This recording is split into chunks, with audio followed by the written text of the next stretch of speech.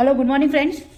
આજે આપણે સ્ટાન્ડર્ડ 8ની અંદર મેથ્સમાં chapter 2 linear equation in one variable, જે મેથ્સની અંદર બેઝિક કહેવાય કે આ ચેપ્ટર તમને જો નહીં ખ્યાલ આવશે, આમ તો સ્ટાન્ડર્ડ 7માં પણ હતું, પણ જો તમને નહીં ખ્યાલ આવશે તો તમને લોકોને મેથ્સ કરવાનું ઘણું બધું અઘરું પડશે.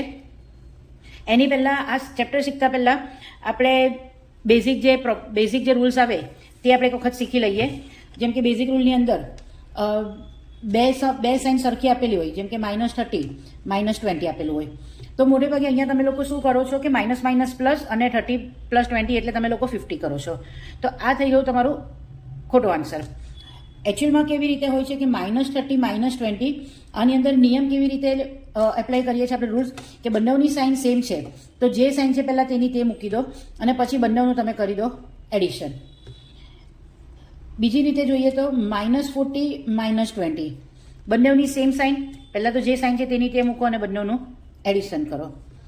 સપોઝ 40 + 20 છે, 40ની આગળ કોઈ સાઇન નથી એટલે પ્લસની છે, બંને સેમ સાઇન, બંનેનું એડિશન કરો અને સાઇન મૂકી દો પ્લસની, કાં તો તમે +60 લખો અથવા તો તમે એકલા 60 લખો તો પણ ચાલશે.